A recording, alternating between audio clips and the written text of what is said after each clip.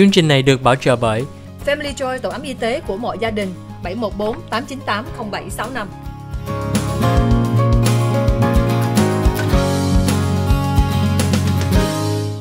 Hi, welcome back to the OC Health and Education Show on Little Saigon TV. I'm your host, Julie Yip. Today, to continue the conversation about spasmodic dysphonia, spasticities, and Parkinson's disease, we have here Dr. Trung, Dr. Daniel Trung, and Dr. Kong Trung to the show. Julie cảm ơn quý vị khán giả của Little Saigon TV. Hôm nay Julie có thời gian nói chuyện với Dr. Trung, với Dr. Kong về bệnh Parkinson's disease, spasmodic dysphonia, thêm nữa về spasticity.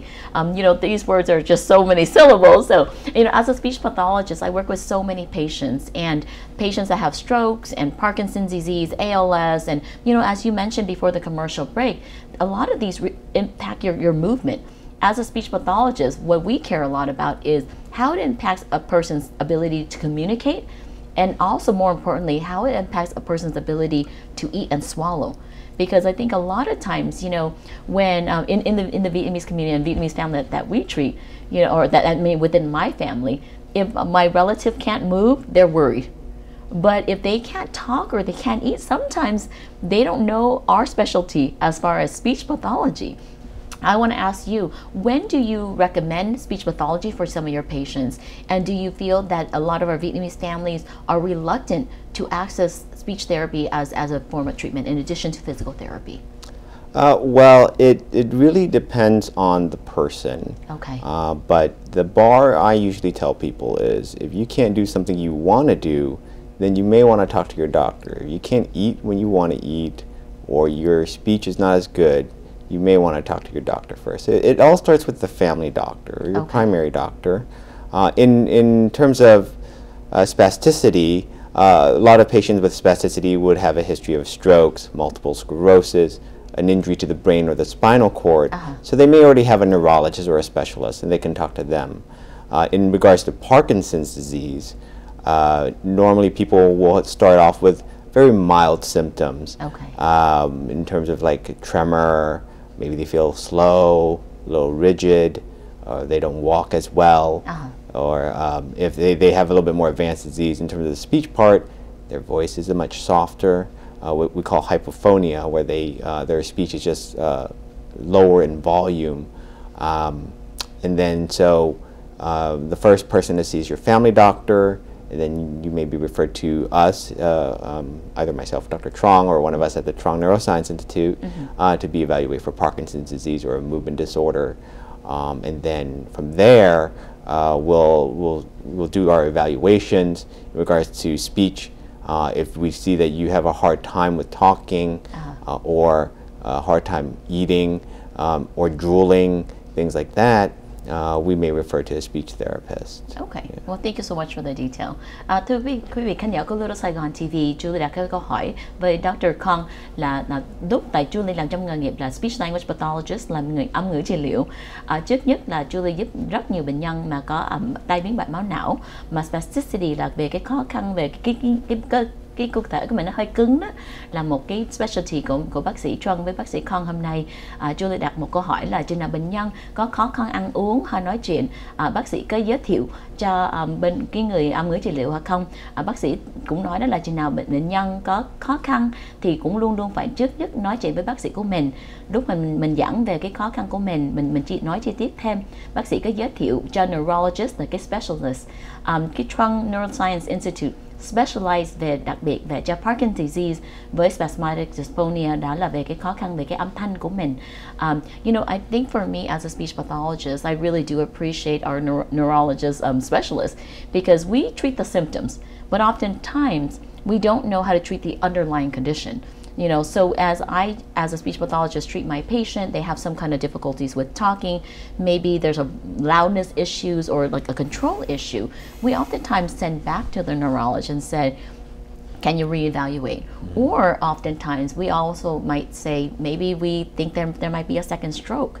So who do you think would be kind of responsible for seeing that? Because I think a lot of my patients, they don't know that they have a second stroke, for example, or a significant change in their status.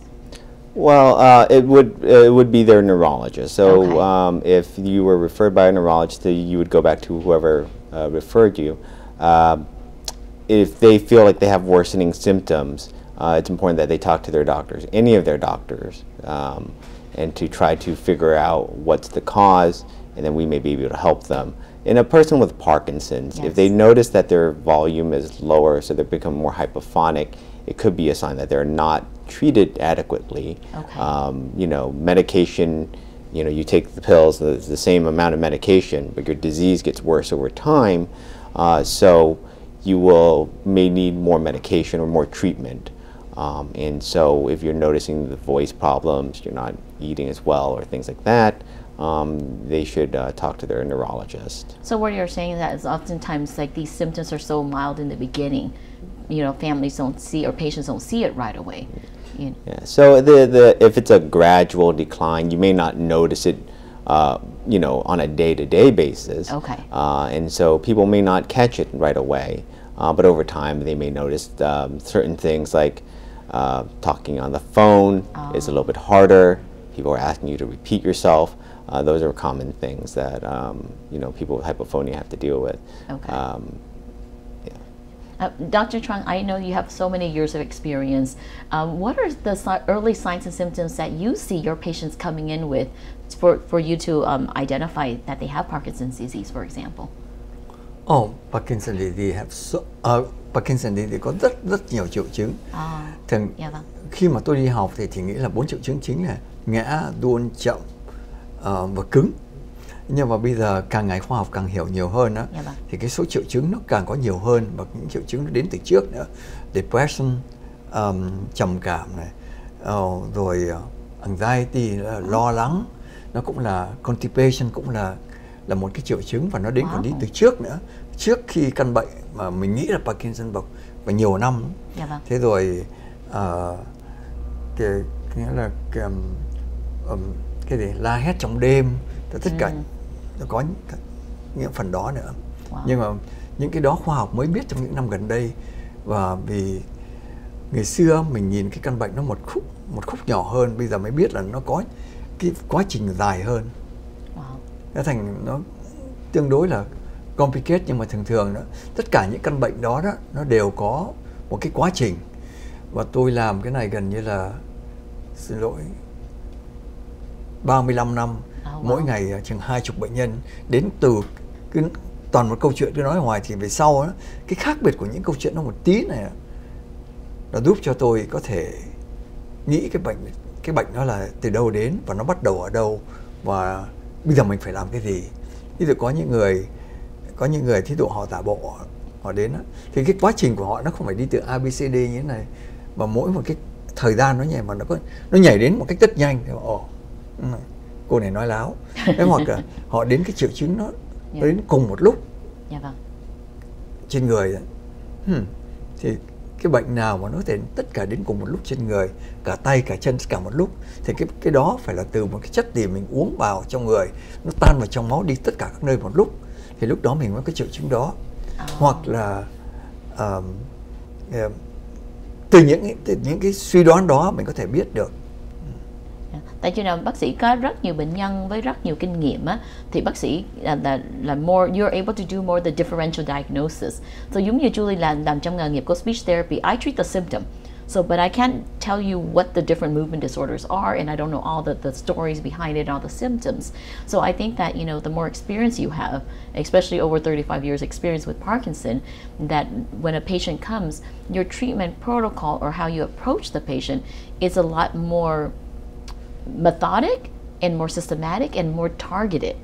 So how do you, Dr. Kong, start a course of treatment? Because, you know, there's so many ways to treat it, but how do you see a change in courses from the beginning of Parkinson's disease and as it progressed later on? Yeah, so in the beginning, you know, Parkinson's disease is due to a decrease in dopamine, loss of dopaminergic neurons. Can you explain that a little bit for our audience? So there's a part of your brain that is focused, that it produces dopamine. So we call these dopaminergic neurons, and in that in Parkinson's start to die off. And so once your dopamine activity levels start to drop, then you start to notice symptoms. The most common thing that people when they come to us and they think they have Parkinson's or they're afraid for Parkinson's is the tremor, because that's the thing you notice the most. Okay. Because your hand shakes, you can see that, but people do have a variety of other symptoms: stiffness, rigidity, slow, the sleep behavior disorders that some people have, where they may act out their nightmare dreams and things like that.